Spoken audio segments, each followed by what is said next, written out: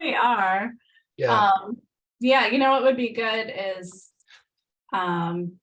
maybe float, once we have a final draft of the questionnaire, send it out to us, the committee, and have them just ask us questions, and that will be a start of a FAQ. Yep. Then maybe a few people that aren't as familiar with the issues too. But you know what, it is 5 past. So I want to get started even though we're waiting on a few people. I don't see Andy, Joe. I know Barry's not coming. Anna Lee is on as a panelist. Yeah, I see that. Started recording, so you can start whenever. Andy is. Well, let's get started. If there's any, Annalie, I know I have a time slot for you coming up, but I just wanted to open it up to any other comments for folks that might be tuning in. Please raise your virtual hand, and if not, just give a second anyway. I don't see anything. Do you, Julia? Nope. All right. If you could let Annalie speak. Oh, sure. Sorry. Be great. Let me get Annalise over.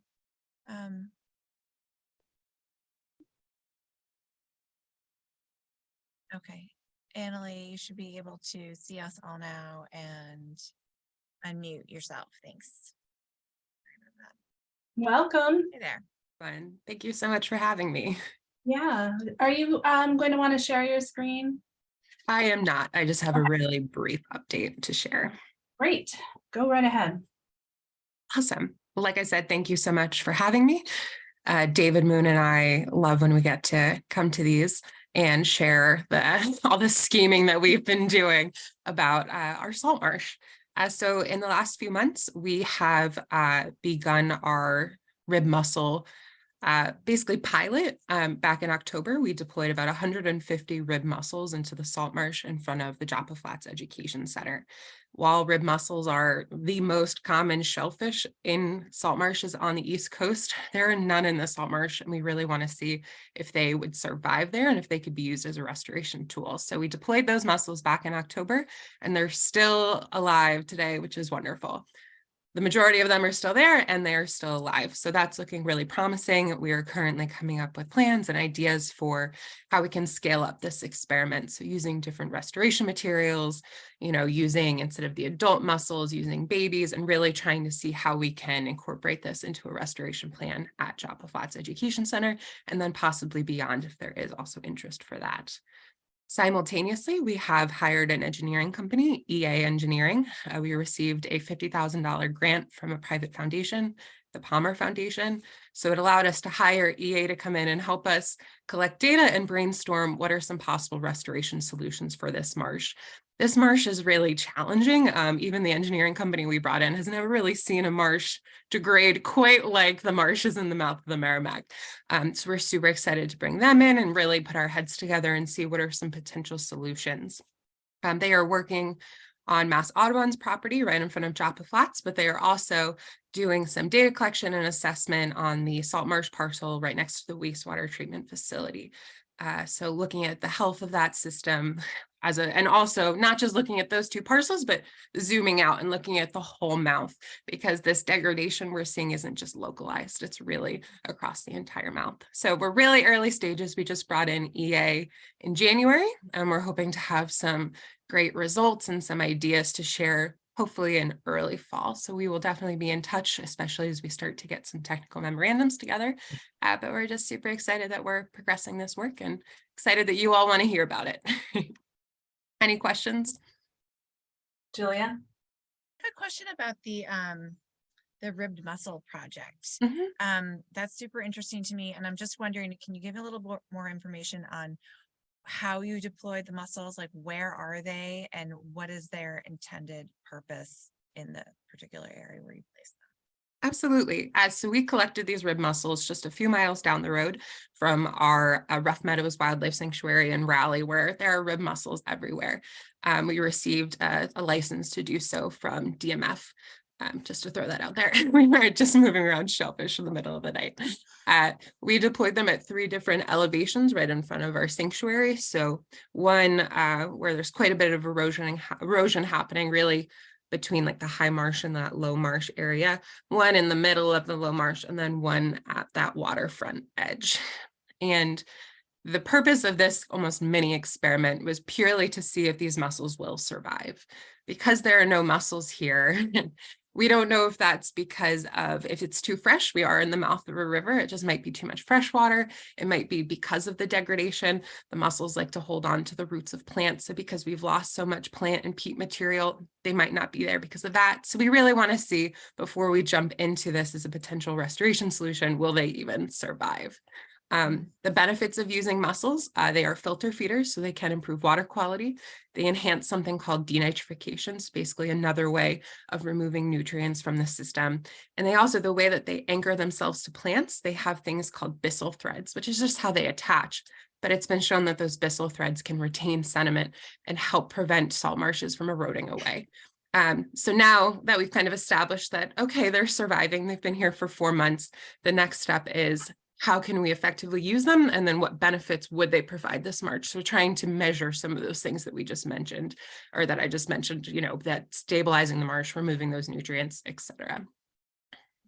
That's fascinating. Thank you. Brett? Well, John Eric was first, but okay, I'll go. Just a simple question. I just curious. You said the mussels have been in there 4 months and they survived. Are they thriving? Are they growing? Are you tracking growth? Do they even grow in 4 months? No. I have not been tracking growth. And actually, I forgot to mention this before when I said I deployed them. They naturally grow attached to salt marsh plant roots and in the peat. So the way that they're deployed is I made these tiny little holes in the peat using actually like my oyster shucking knife, just a big enough hole that I could slide the mussel in and it could grow its byssal threads and attach to the root material. So unfortunately, in order for me to measure them, I would have to like rip them out I see. Yeah. and disrupt Okay. them. But from what I see, they seem to be doing pretty well. I can't unfortunately measure them. I'm hoping that maybe we'll see some reproduction. We'll see some babies in the spring and summer. So we'll be keeping an eye out for that. Okay, thanks. John Eric? Yeah, let me unmute myself. Yeah. This looks good. Thank you very much. So Annalee, we have a pump station across from Shandell, about a quarter mile east of you. Mm-hmm. So it's in the general area, and that's been eroded. And I don't know the details of what's going on with that at this very minute, but we're trying to relocate that entirely off the marsh area. Mm-hmm. But I was curious if you planned on anything in that area. We don't right now. What we're hoping is that we can come up with a potential solution, work with this engineering company, and then probably pilot it at our location, make sure it works, make sure that we're not, throwing money out the window for something that ice is just going to come in and then destroy. And then, and then we're hoping possibly if it works out, working with different landowners, and seeing if this solution could be transferred to other locations within the mouth. So yeah, it's something we're definitely thinking about. We're not just, trying to protect our one little parcel and moving on. We're really trying to think about it as the system as a whole. And you mentioned that the Great Marsh is degrading. I've heard that before. I think Peter Fippen was educating us on that. Mm-hmm. And I know Julie and other people in this meeting know more about it. Can you give me just an executive summary? Is it phosphorus, nitrogen, both, sediment, pollution? What is it? Absolutely. So the Great Marsh itself is pretty much faced, like I would say, every stressor in the books. But our chunk of salt marsh in the mouth, we do believe it is nitrogen. Basically, plants, salt marsh plants, when they're exposed to high levels of nutrients, they grow very, very tall, lush green above ground. But their roots don't have to grow. They don't have to seek out nutrients because there is so much. So the roots stay very small. So they become almost like lopsided, top heavy of sorts, because they are so green and lush above ground and the root system is not supporting them. So with wave energy, these plants and everything that they're attached to, all that peat, all that muck, actually can fall into the creeks and into the water and be washed away. So that is what we believe is happening. We've done some water quality sampling, and we're hoping to actually quantify the above ground and below ground biomass, to actually look at that ratio of how top heavy are these plants and compare it to some experiments where they actually have introduced really crazy high levels of nutrients into the water and watch what's happened to the plants. So And that's that's what actually the. I'm sorry, go ahead. Oh, no, I thought you were done. I'm sorry. Yeah, that's exactly the problem with the petroleum-based fertilizer. It gives them so many nutrients, but it's like a sugar high. You know, and then you just there's no root growth. So my understanding of organic fertilizer works from the root up, right? So that's too bad. Yeah, that's too bad. And now that you say that, I remember Peter talking about growing tall and then falling over. There's no strength. It's a big area. It's a big area to fix.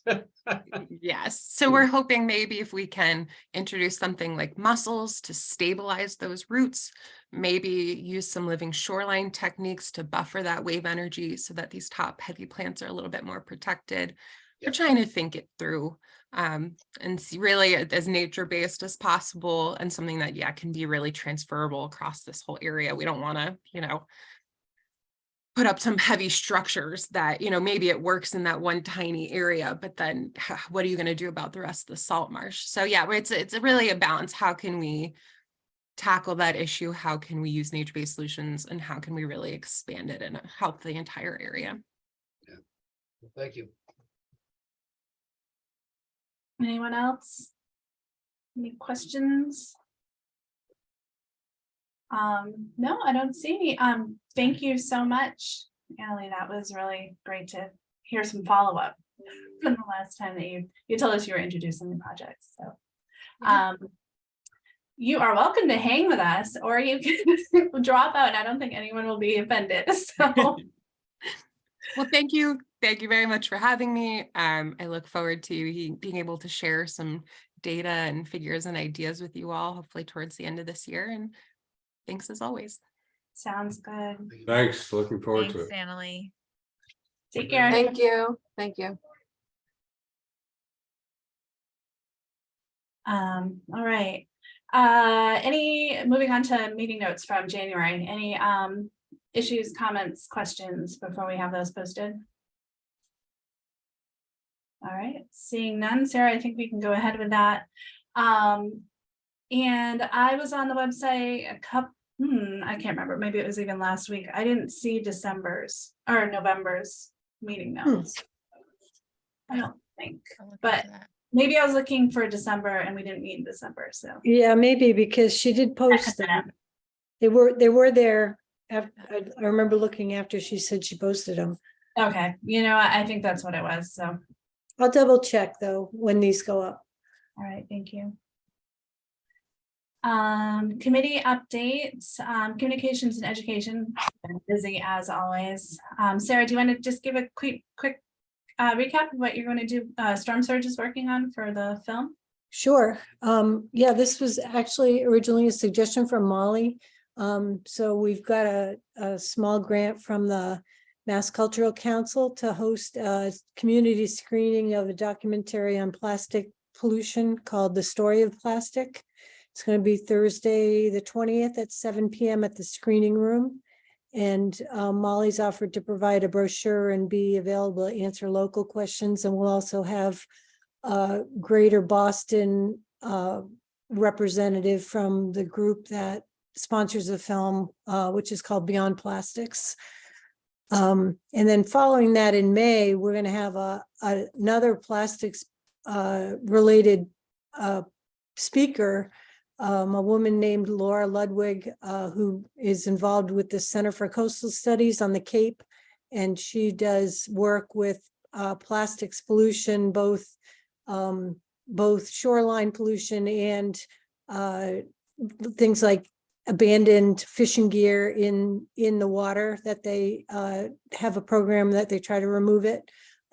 So she's going to give one of our typical senior center presentations on the 24th of May, which is a Wednesday night. Then we're working on June as another presentation on carbon sequestration in marshes. But we don't have that one. We have commitment, but have a little bit more to do to nail that one down. So good stuff coming for the spring there. The story of plastics, where will that be? Screening room. The screening room. Okay, thank Yeah. you. All right, thank you. Story maps, I believe they're both posted, right? Both posted, yeah. So the one that was based on the brochure resiliency planning, and also the city's resiliency project related, resiliency related projects. And Brett or Sarah, do you want to talk a bit about what we have in mind for Plum Island? I'm not It's sure I very, can comment too much on that because I'm not sure what the plan is. To be Okay. honest. Well, we started with the Plum Island brochure that was released, I'm not sure when, a while ago.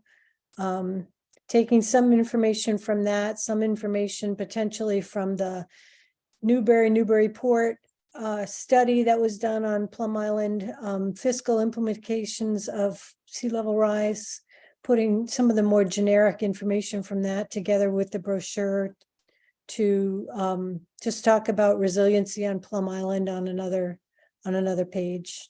But we're just getting started with sort of an outline for that. Yeah. I forgot. And this will come up when we get to the MyMap discussion, but we have some ideas in mind for additional material for that story map as well. But I won't confuse the issue and jump ahead. So yeah, so I think what we've talked about is exactly what Sarah just said, taking that brochure that is very Concom oriented, and then using some of that material, making it more resiliency focused and going from there. We'll see. But of course, everyone will have a chance to take a look at it before we get too far along.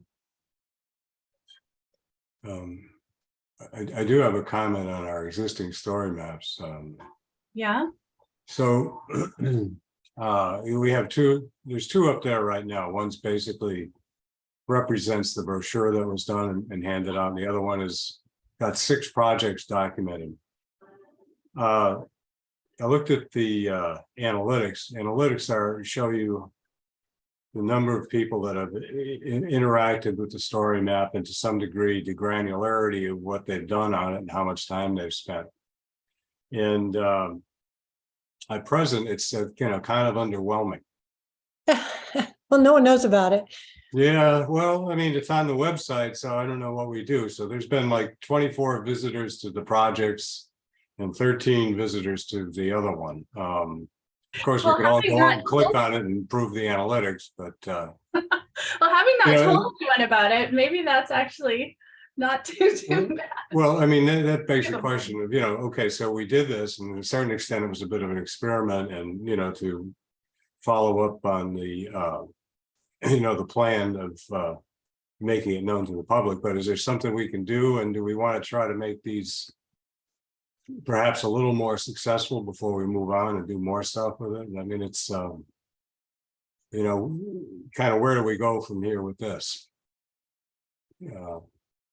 Just putting that out there. And we did follow up a little bit. One of the problems with the analytics on this stuff is that you can't get too granular. I mean, even if we did have a lot of visitors, you'd like to know what buttons they're clicking and what they're looking at and how they're interacting with it, so you could see what people respond to. But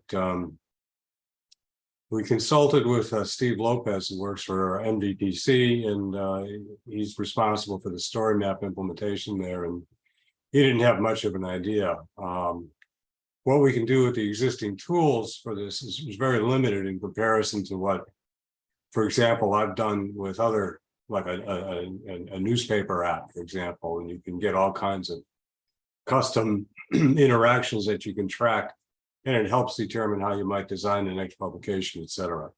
Mhm. So just some comments on the analytics, people using it, and maybe our group needs to regroup, and our communications group, and figure out, where do we go from here? And yeah, it's fun making story maps and stuff like that, but We want it to actually be used. Yeah, I mean, I think it's pretty hidden on in terms of how to get to these story maps. Mhm. Just on the city's website, you got to dig around through there. If someone's just visiting even the Conservation Commission page, we should probably have a link to it from our page, specifically for folks who are looking for other information about coastal resources or whatnot. But there should be something more flashy even on the main page of the city's website, for people who are just browsing around. And well, I then mean, sorry, but maybe we also, in a sense, because we wanted this for education, who do we want to educate? Maybe we shoot out a press release or some sort of email blast to groups that we would like to have them know about it, like the schools. I'm sure the schools would be interested in getting their students looking at some of this stuff. but this I think this that's must be a great. regular type of thing. When the city wants to make something known to the public, what do they do? Through the website? Mhm. I mean, maybe we take that path. I mean, Sarah, you mentioned something about signing up for bulletins and having it go out through that. I mean, we can't make new procedures, I don't think, so we should stick within the existing paradigm or protocol for notifying the public of something new on the site. Well, something that we have been waiting for, it looks like what's happened is the city's website is now. Yeah, I was the new just gonna say, version. yeah, So- the new version is up, and there'll be a training for people other than staff, committee members only. I haven't gotten a date on when that will be, or even a range of date when that will be, but that will be something that can happen for somebody from the Resiliency Committee. But to Brett's point, the typical methodology of getting information out is, the mayor has a blog. He has his weekly address. Excuse me. There is a PR agency that we work with that we can create a press release if we wanted to. And then we can put it out on the wires. I can also put it out on a listserv that I have. When I have other information, I could just add that as another point in my newsletter that I do. That would be great, Molly. Could we possibly talk to Sean about doing it as part of his mayor's corner one week as well? Yeah, I think that's a great idea. Yep. And also you guys, I'm looking at the webpage right now. We can just occasionally throw it in under Newburyport News and just, Yes. every once in a while, just give Great a idea. blurb on that, Yeah, people do look at that. And then, as someone mentioned, if you signed up for e-alerts, you're gonna get those every time an announcement is put up, you'll get that. And the same with the, you can sign up for the mayor's blog and you'll get those updates from him as well. Yeah, I think getting we- the bulletins pushed is good. If you can push it to the recipients, that's a good way to do it. Mhm. That way you're not dependent on a passive and, action, non-action, if you will. It's passive. This one's active, so that would be good. Right. And one last thing is, I think every department that is involved with those storybooks, those projects, which is clearly DPS and engineering, we should put some links on ours too. Yeah, good point. That's a really good idea. So I can do it on engineering. I can do it on DPS. Some of those projects, anyone else? Really, you can do it any department, Molly, any department that we have, you can just Yeah. litter you can just keep, just litter the website with links. Yeah. Cause it'll be forever changing, right, Brett? Yeah, well, it depends. I think that's if we meet here and say, hey, look, we should add a new project to this, then yes. The status should be changing, yes, as a result of this meeting. Yeah, it keeps going. But to adding new project. content too would, is not a problem at all.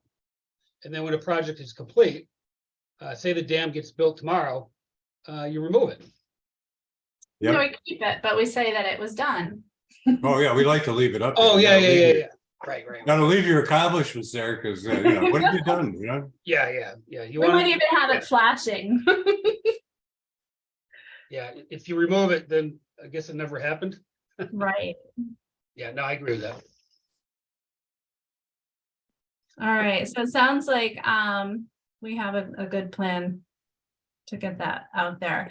Molly or anyone, do you know, because when the new website went up, I was like, oh, awesome. And so I saw the area where we could sign, anybody can sign up for e-alerts. Is there going to be a push for, do you know if the mayor is planning on, for instance, just saying, hey, this is out there, you can sign up for e-alerts, or maybe he already did and I missed it? Yeah, I think he did. I think he already Okay. has sent out at least one, and I'm sure there'll be more. He'll probably talk about it on his weekly blog, in his weekly blog, and then on his Mayor's Corner.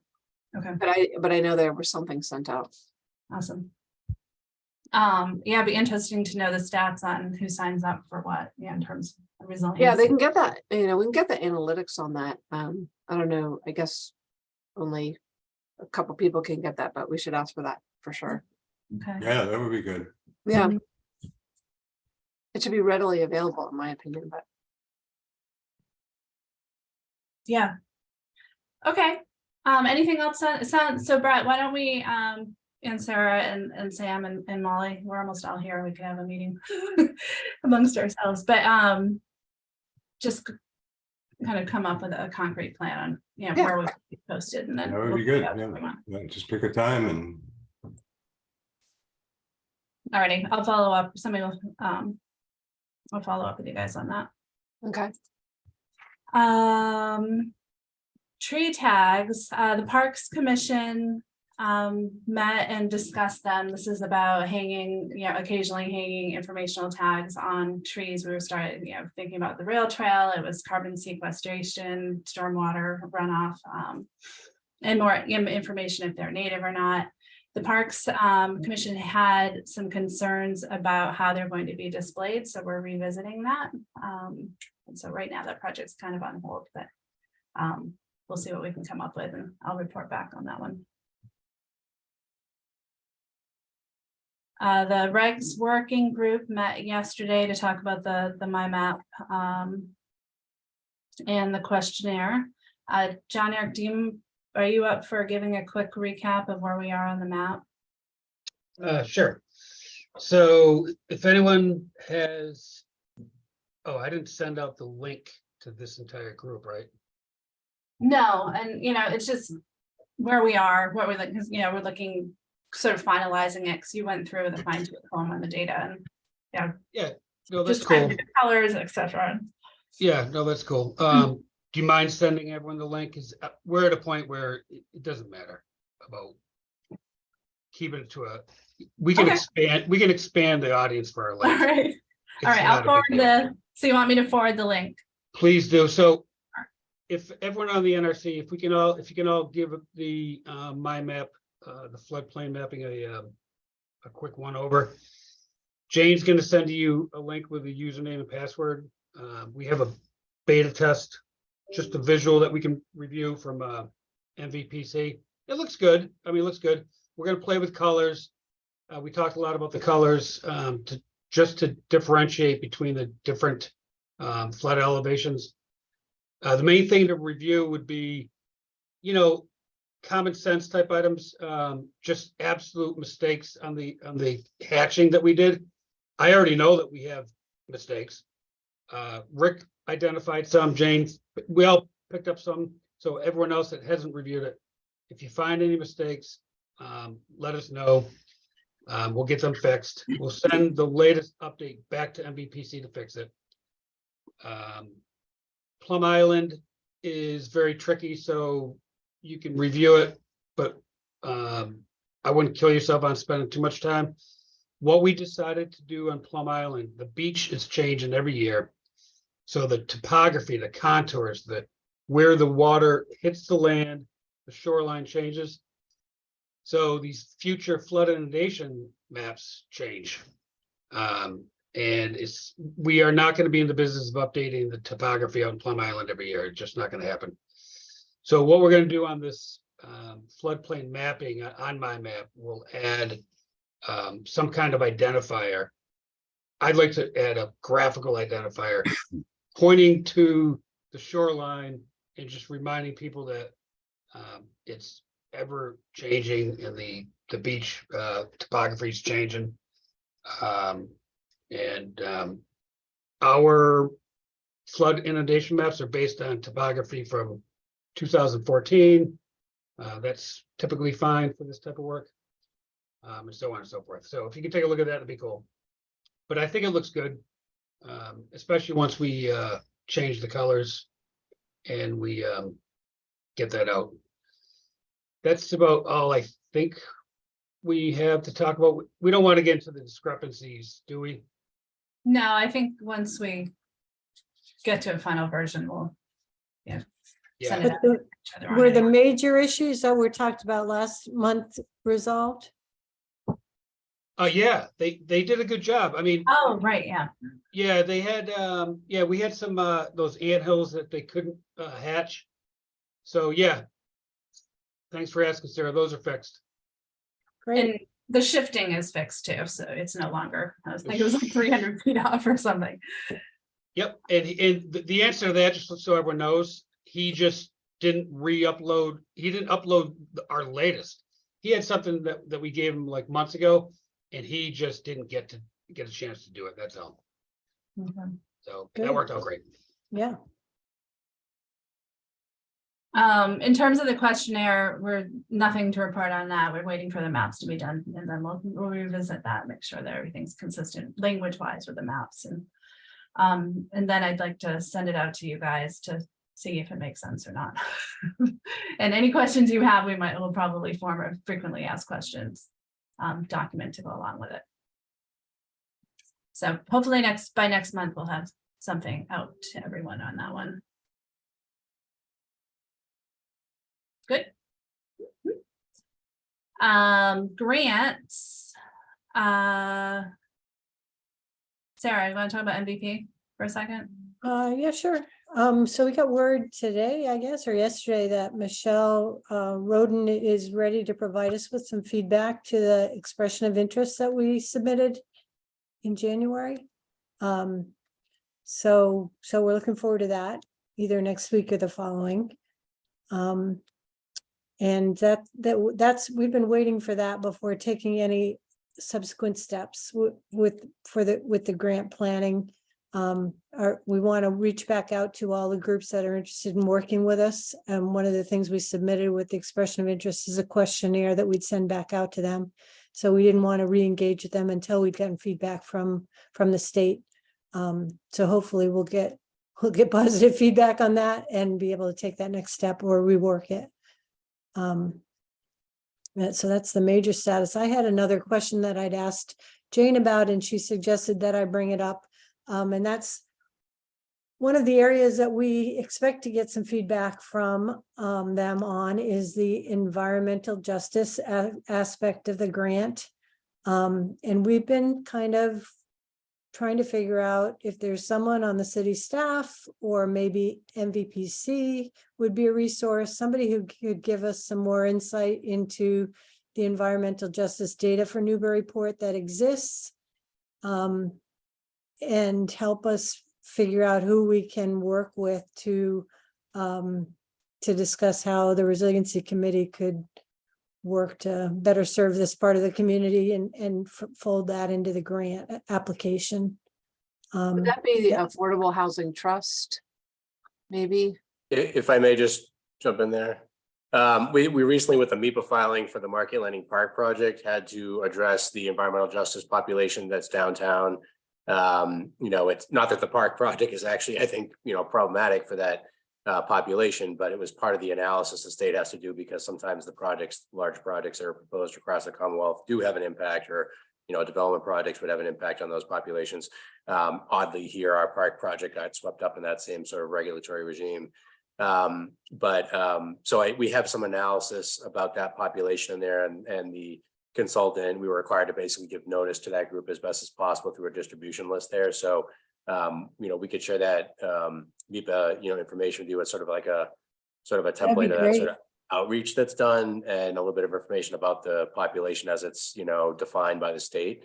But it basically, here we were, basically reaching out to that population to verify that the, downtown community wasn't going to see that the park expansion was a problem for them.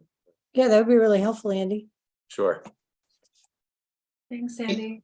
Andy, Um, doesn't Nancy London have data citywide on that? I don't know whether she's had to, I don't know in terms of grant that she's been applying for, how much she's had to focus on that or what data she's collected there. I'd have to defer to her on whether or not that's come up with the grant she's applied for to date. She gave us some She verbiage does. last year to include in it, and they were looking for a little more, so that's why we're. I was saying the Affordable Housing Trust might have some information as well. Yeah, we've reached out to them a bit, for the, as we were preparing the expression of interest, haven't heard back. So we're Oh, gonna interesting. try again. I'll check with Caitlin in our office. Oh, that's a good idea, yeah. That'd be great, Julia. Thank you.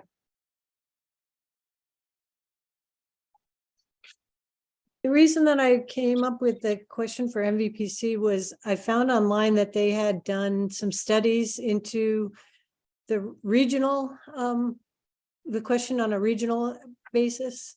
They were kind of dated. One was from 2014 and one was from 2017. And I wondered if anybody had heard about any more activity there, some more frequent updates or something like that from them. And if not, we can just reach out and ask them if they've got any more I have data. not. Okay, thanks. Thank you. Does anybody have any new information on the FLAP grant proposal that went out? I haven't heard, Jane. Okay. Have not heard. No news. I feel like I could reach out, but I feel like I'm bugging them because I'm on their list of people to call because we were, Nancy submitted it. She would definitely let you know, Jane. She will let me know. She will let Newbury know. So I think it's a safe bet that we haven't heard positive or negative. Okay. All right, I was just curious. Julia, anything else on grants? No, not that I have. We haven't heard back yet from FEMA either on the hazard mitigation grant that we applied for the homes on Plum Island.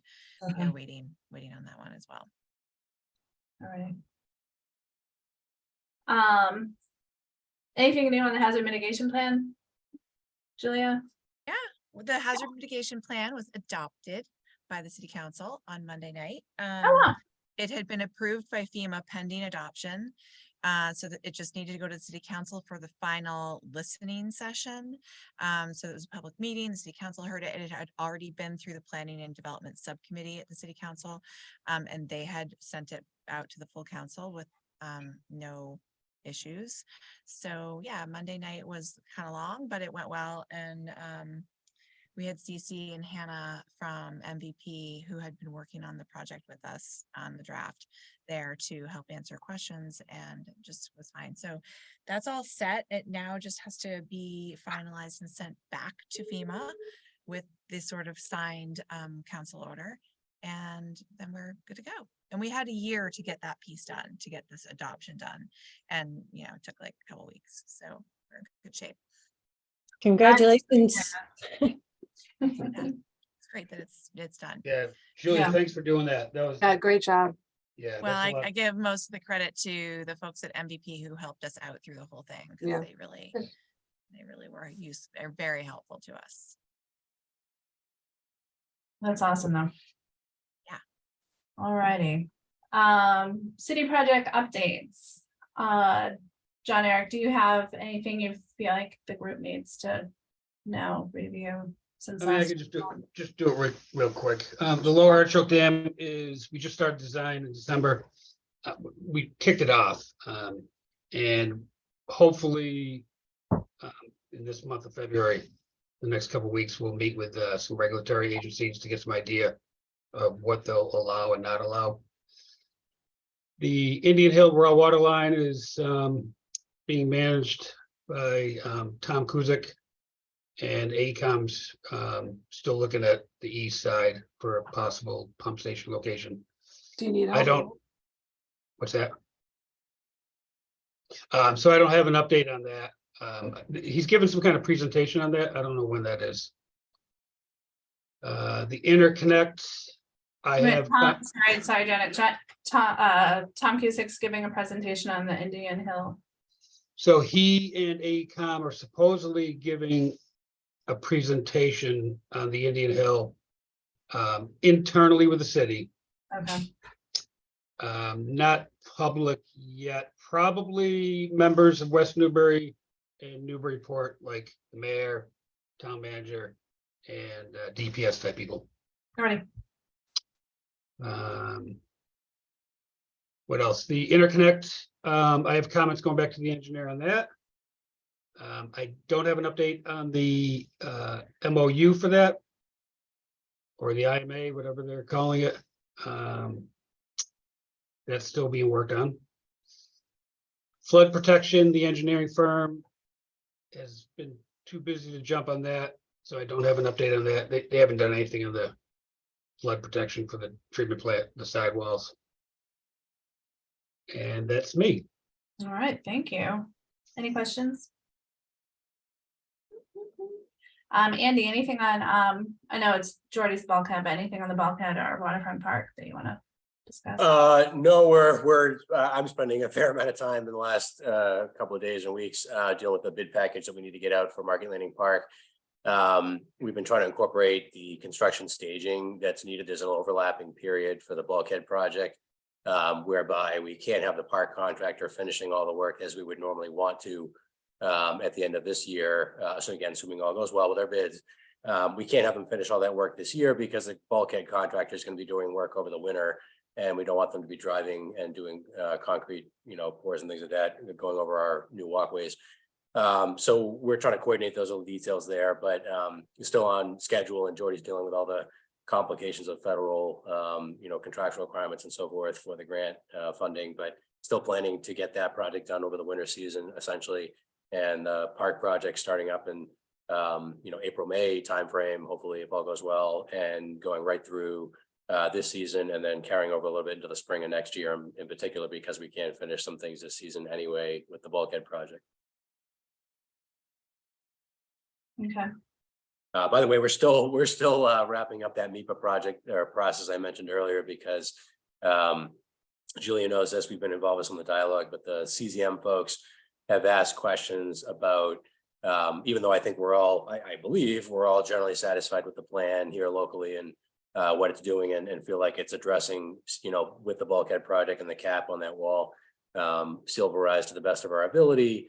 The folks at CZM, for instance, Coastal Zone Management, have expressed concerns through the MIPA process, even though they don't have a regulatory review of the project, because we're sort of swept up in this MIPA process because we happen to need a license for Chapter 91 for public access, which is obvious for a park like this.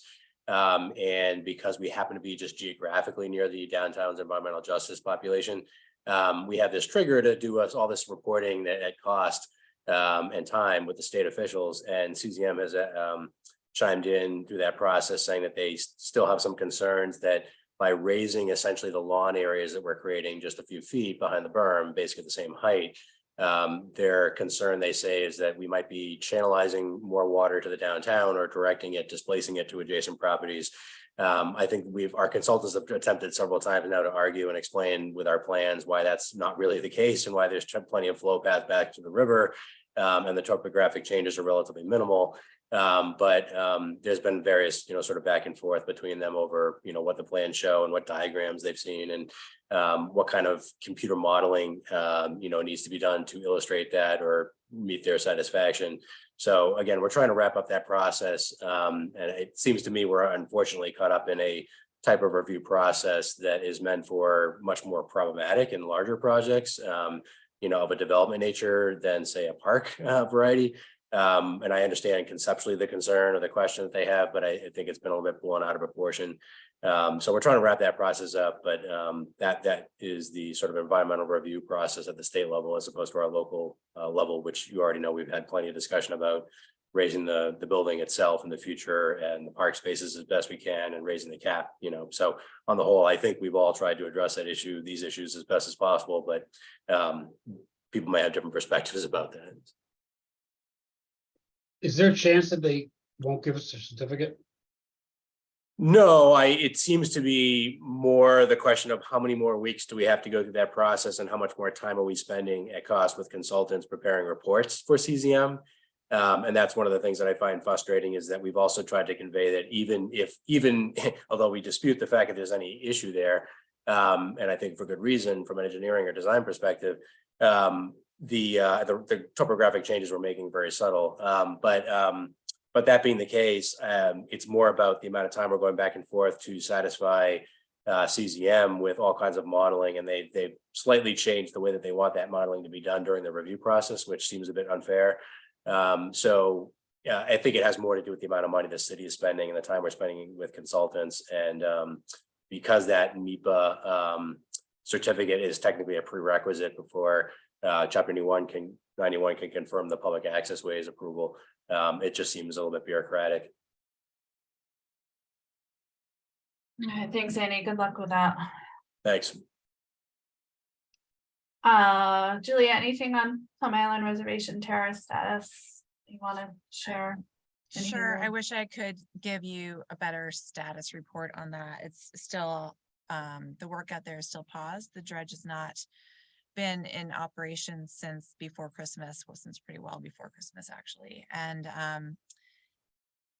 we most recently got word, this was a couple weeks ago, that the Oyster Bay, which is the big dredge, was back. They were going to be back in action, but then they got out there and they started working and a piece broke. One of the cutters is broken. They had to fix that. So they fixed that. And then it was bad weather. Well, bad weather is relative because this is such bad weather.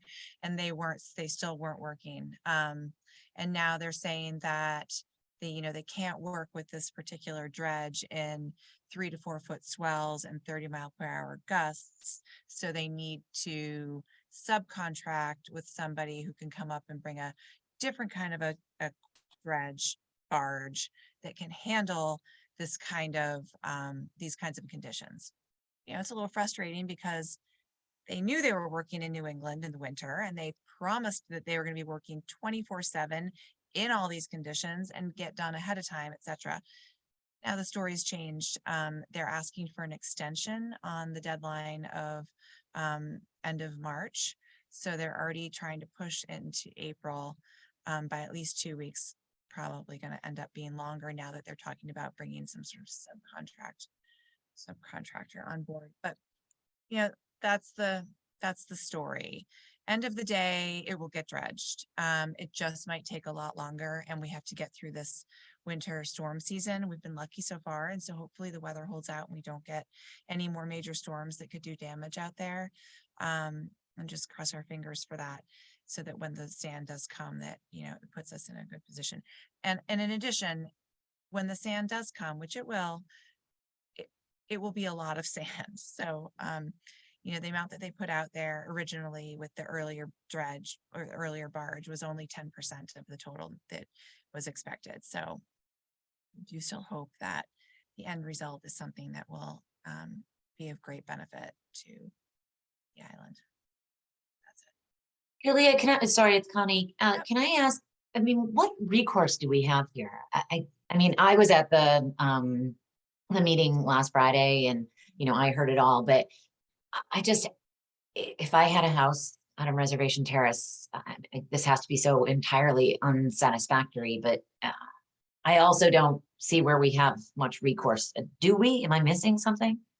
We don't really, because again, this is the Army Corps' project. We are getting this beneficial use of the sand, very fortunate for us and DCR to make that happen on the DCR property.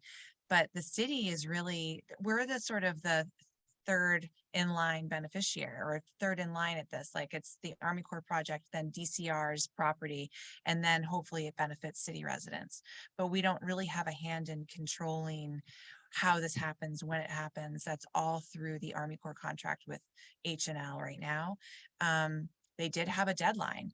I sent an email a couple of days ago to the Army Corps saying, look, I frustrated about this, etc. I don't think that these are severe weather conditions that we're looking at, and we had expected them to be able to work in these conditions throughout the winter, and therefore granting extensions unless they are absolutely necessary, I don't feel like is appropriate. I don't want to see this pushed so far out into the spring that then we're past the beach grass planting season and we're in a situation where people are crawling all over these new dunes before we're ready to direct them appropriately and put up signage and fencing and all that. So, that was my request, was like, let's hold their feet to the fire as much as we can before we start offering up extensions for what I consider to be, just empty promises. And I have would they supplement responded? that. Oh, sorry. I was just going to supplement what Julia said. I think it's the Oyster Bay project that they had talked about. It seems like that's also an Army Corps project. And, ultimately, like Julia said, it really goes back to the Army Corps and what sort of contractual provisions they have with the contractor here regarding time frame, time is the essence and all that. What kind of deadlines they've had for keeping equipment out there, what kind of authorizations they've given for equipment to be taken away or swapped in and out. But I'm just wondering whether or not there's, perhaps with the contractor, and I actually would love it if the Army Corps owned their own equipment and were able to just go around the country and do these things, internally. But did they happen to have a contractor who's got too many pieces or too fewer pieces of equipment for two projects simultaneously that, can't, based on the depth of water or storms and waves and things like that? Is that something that, perhaps could have been better stipulated during bidding or something? I don't know, but. I gotta be honest, I feel like there's no excuse for them not to be working today. They have the Oyster Bay barge is out there, the dredge equipment is there. Instead of working on a day like today, instead of dredging as much as they can when they can, when the conditions are, perfect is what I guess they need. They removed all the pipes so that the pipe's not even out there anymore.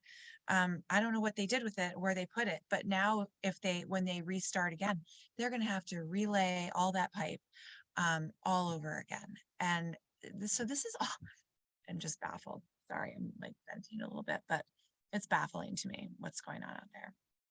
Julia, has the Army Corps responded to your email? She did. Coral Delgado from the Army Corps did respond and said, thank you for your comments. I will convey that in my meeting with H&L and others, moving forward. Yeah.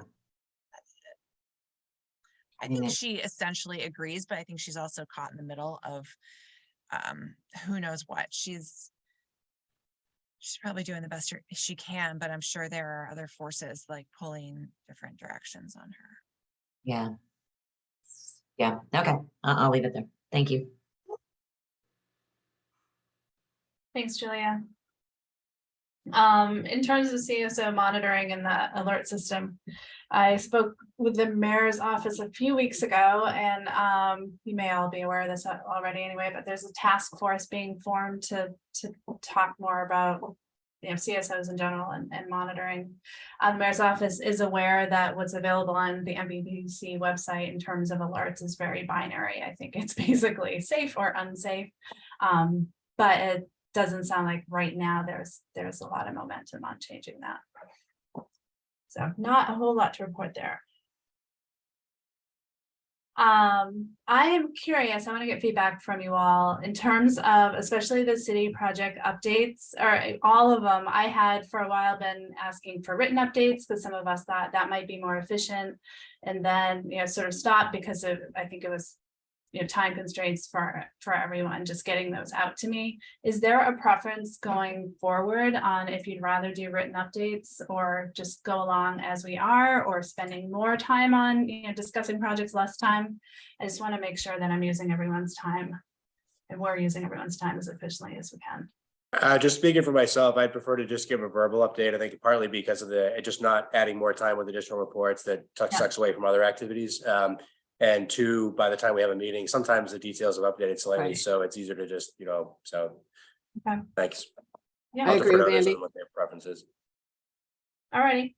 So we'll keep just status quo as of this month. I agree as So well. the only thing I'd add is, since we're using that information to update that webpage that we talked about earlier, kind of have to keep that in mind when you're giving your update, that I'm listening for things that might need to be changed on the website. And so like for this month, I didn't hear anything significant that would reflect an update, but if you could help with just, if you think something significant has happened and we should update the out facing page, comment on that. Understood. Thank you. Thanks, Sarah. Absolutely. I don't have anything right now. Yep, good. All righty, next meeting, March 15th, 3 o'clock, What, March March 15th, 15, yeah. Ides of March. third Wednesday. I should ask, does anyone have anything else they want to add before we go? Is everyone all set? All right, great. Well, thanks all. You. All right, thank you. Have a good one, Bye-bye. and sorry for being late. That's good to see you or hear you, Connie. Bye. Doc Take your care. pay. Thank you all.